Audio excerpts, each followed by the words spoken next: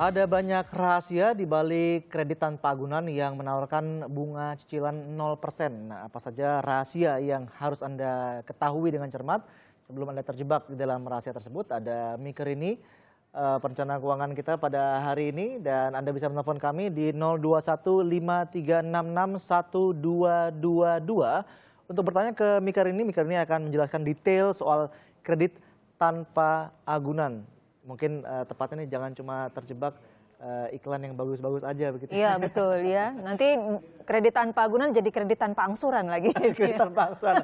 Baik, Anda punya 3 poin yang harus diperhatikan pemirsa dalam tentang kredit tanpa agunan. Yang nomor 1, perhatikan biaya administrasi dan provisi. Ini kenapa jadi poin nomor 1 di sini? Karena ada iming-iming bunga 0% kayaknya itu nggak ada biayanya ya.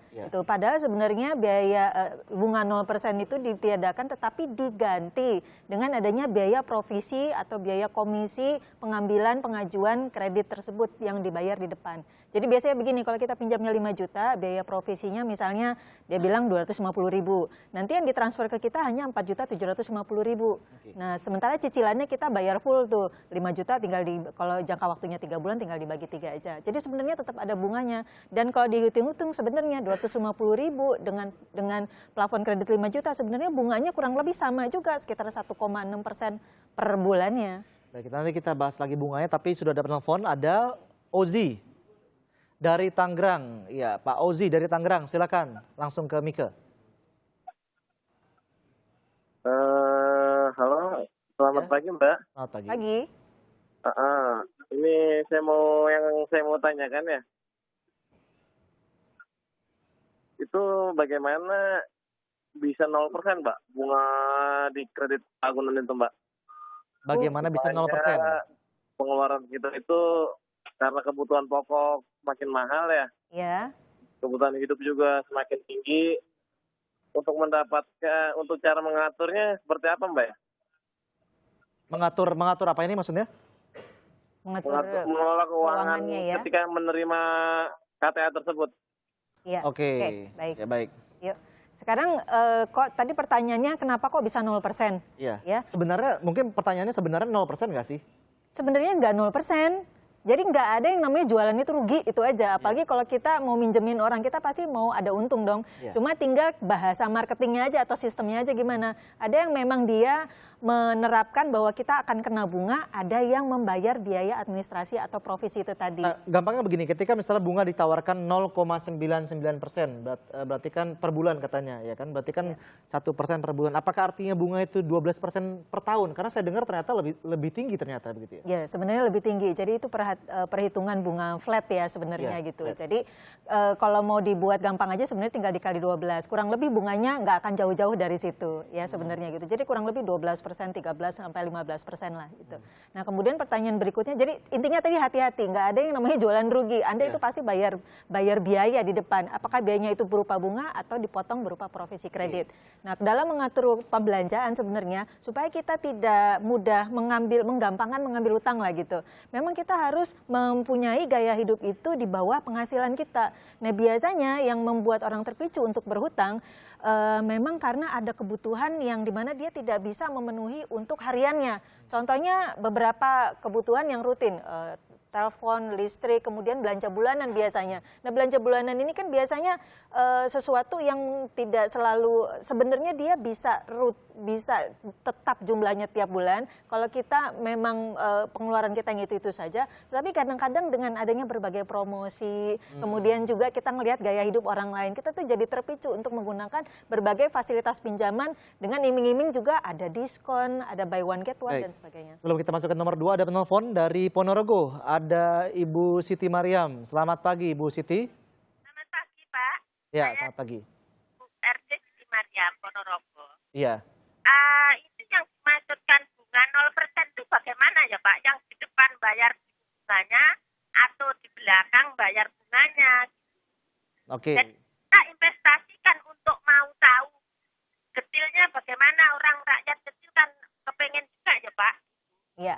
Baik, jadi di depan bayar bunga atau di belakang bayar bunganya? Kira-kira gitu tadi pertanyaannya ya? Iya, jadi kalau kita mengambil kredit tanpa agunan ya. Biasanya kita mengambil kita ditransfer sejumlah yang kita pinjam, kemudian kita tinggal melakukan cicilan bulanannya. Nah, cicilan bulanannya itu sudah termasuk pokok pinjaman ditambah bunganya. Jadi bunganya juga yang dibayar ibu cicil tiap bulannya. Gitu. Oh begitu, baik. Ini poin penting nomor 2. Banyak orang bilang ke saya mereka pinjam KTA untuk menutupi utang lainnya. Bagaimana, boleh nggak? Tidak boleh. Saya sangat tidak merekomendasikan ya, karena itu akan jadi suatu kebiasaan. Kelihatannya itu solusi jangka pendek. Kita keburu-buru sudah ditagih sama debt collector, harus bayar. Tetapi dananya nggak ada karena kemarin baru aja belanja sesuatu lah gitu. Ya, terus kita ngambil pinjaman lain untuk membayar pinjaman yang lama. Ya kayaknya gampang, kayaknya solusi, tapi itu akan menjadi sesuatu kebiasaan. Nah makin lama nanti kalau udah jadi kebiasaan kita menggampangkan dan berhutang makin besar lagi. Oke, poin nomor 3, kondisi darurat keuangan. Seperti apa menurut Anda darurat keuangan ini? Jadi gini, kadang mungkin terjadi musibah atau bencana, terjadi kecelakaan, ya kemudian kita harus masuk rumah sakit. Nah itu benar-benar kondisi yang masuk kategori darurat. Sama sekali tidak ada likuiditas. Nah sebenarnya keluarga Indonesia itu harus punya cadangan dana tunai. Nah cadangan dana tunai ini harus disebutnya dana darurat. Jadi kalau terjadi emergensi kita tidak gampangan mengambil hutang. Nah masalahnya keluarga Indonesia kemungkinan kebanyakan tidak memiliki kebiasaan punya dana darurat. Dana daruratnya ya utangan itu tadi. Baik, penelpon berikutnya ada Eliana dari Surabaya. Dari Semarang. Baik, selamat pagi Ibu Eliana. Halo, selamat pagi. Ibu Mika, saya mau nanya tentang yang KTA ini cicilannya. Kan sekarang gencar banget saya mendapatkan tawaran 0%. Tapi ya itu tadi ada biaya di awal dan itu dipotong dari besaran yang dipinjamkan ke saya. Saya pinjam 5 juta, diambil 10%-nya dipotong di awal. Jadi saya nggak dapat 5 juta. Yang saya dapatkan adalah sekitar 4 juta berapa ratus ribu seperti itu. Nah ketika itu dana itu saya gunakan untuk melunasi cicilan kartu kredit saya yang ternyata ya kalau jadi gini, saya punya cicilan kartu kredit adalah 10 juta. Tapi saya nggak sanggup bayar 10 juta dalam 1 bulan. Saya kira-kira cuma sanggup bayar itu 2 bulan seperti itu loh Bu. Dan sedangkan bunga kartu kredit itu kan sampai hampir 3%. Jadi kan saya istilahnya bayar cicilan kartu kredit itu 6%. Apakah saya bisa memakai KTA itu untuk menutup utang kartu kredit saya, Bu? Baik, oke. KTA untuk bayar kartu kredit intinya begitu. Karena ini sudah terlanjur ya, sudah terlanjur. Jadi begini, kalau saya sarankan tetap Anda tidak perlu mengambil pinjaman baru untuk melunasi hutang yang lama gitu. Karena itu akan jadi kebiasaan ya. Dan kemudian caranya adalah Anda bisa bayar utang kartu kredit itu minimalnya terlebih dahulu. Kecuali Anda sudah nggak sanggup bayar minimalnya. Udah nggak sanggup bayar minimalnya, jadi terpaksa Anda harus mengevaluasi anggaran pengeluaran Anda yang lain. Mana yang bisa dikorbankan agar Anda sanggup membayar cicilan minimum kartu kredit yang sudah berjalan saat ini. Iya, harus ada yang dikorbankan. Iya, jangan ngambil utangan lain. Nanti itu akan jadi kebiasaan ngambil kartu kredit utang kartu kreditnya udah lunas, digunakan lagi, kelebihan budget lagi, nanti ngambil KTA lagi untuk melunasin kartu utang yang lama. Baik, kita kemarin ada bikin polling kecil-kecilan. Ini biasanya pemirsa nih mereka kalau pinjam KTA, kredit tanpa agunan, ini dipakai buat apa? Kami bikin polling di Twitter dan kita lihat mayoritas hasilnya saudara 75% yang polling ke kami menjawab untuk keperluan mendadak KTA-nya. Iya. Untuk keperluan mendadak, dan yang kedua ternyata untuk membayar utang lain. Ini yang berbahaya ya.